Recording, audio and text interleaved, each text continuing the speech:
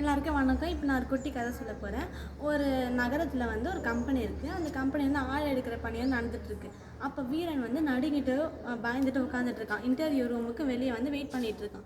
அப்போ ஸ்வா அங்கே இருக்கான். ஸ்வாவுக்கு தான் வந்து படிக்கவும் தெரியாது, படிக்கலெல்லாம் வந்து அவன் அங்கே இருக்கான்னு பார்த்தா வீரனுக்கு வந்து ரொம்ப பயமாக இருக்கும்ல, நடுங்கிட்டு இருக்கனால வந்து ஸ்வா வந்து துணைக்கு வந்து கூட்டிகிட்டு வந்திருக்கான்.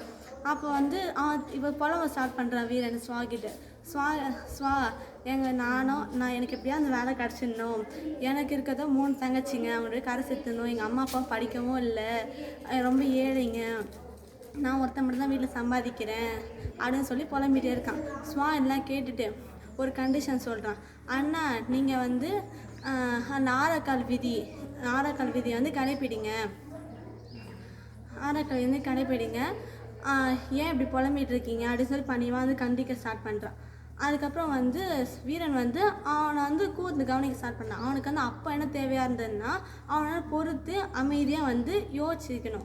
ஏன்னா இப்போ வந்து ஃபாஸ்ட்டாக ரொம்ப படப்படன்னு உள்ளே போயிடா வளரிட்டானா அவனுக்கு வந்து வேலை கிடைக்காதுல்ல. அதனால் வந்து அவனுக்கு அப்போ தேவையாக இருக்கிறத பொறுத்துட்டு இருக்கணும். அதுக்கப்புறம் வந்து அவனுக்கு மனசுக்குள்ளேயே சொல்லிக்கிறான். என்னென்னா, நான் வந்து எது சொன்னாலும் வந்து கேட்டுப்பேன், அமைதியாக வந்து இருப்பேன், அப்புறம் வந்து பயப்படவோ நடுங்கவோ மாட்டேன் அப்படின்னு நினச்சிட்டே இருக்கான். அதே நேரத்தில் வந்து உள்ளே வந்து ஆள் கூப்பிடுறாங்க. இன்டர்வியூ ரூமுக்குள்ளே வந்து இன்டர்வியூ முடிச்சுனா வெளியே வந்து வீரமாக நடந்து போனவன் வரும்போது குழப்பத்தோடு வரான். என்னன்னு பார்த்தா அவங்க வந்து கொஞ்சம் லஞ்சம் கேட்குறாங்க. லஞ்சம் கொடுத்தா நம்மளுக்கு வந்து வேலை கிடச்சிடும் அப்படின்னு சொல்கிறான். இதுதானே வந்து கமித்தல், அதாவது வந்து பொறுத்து கொள்ளுதல் அப்படின்னு சொல்கிறான். இதுக்கு வந்து ஸ்வா சொல்கிறான். அதுக்கப்புறம் உனக்கு வந்து கழிப்புதல் அதாவது கிடைக்காது. கழிப்புதல்னால் வந்து மகிழ்ச்சியாக இருக்க மாட்டேன், அது மகிழ்ச்சியாக இருக்க முடியுமா? உன் பாட்டன் அப்பா அம்மா பாட்டி எல்லாரும் வந்து லஞ்சம் கொடுக்கவும் இல்லை, வாங்கவும் இல்லை. நீ மட்டும் வாங்கிட்டேன்னா உனக்கு வந்து மகிழ்வாகவும் இருக்காது, சந்தோஷமாக இருக்க மாட்டேன் அப்படின்னு சொல்கிறான்.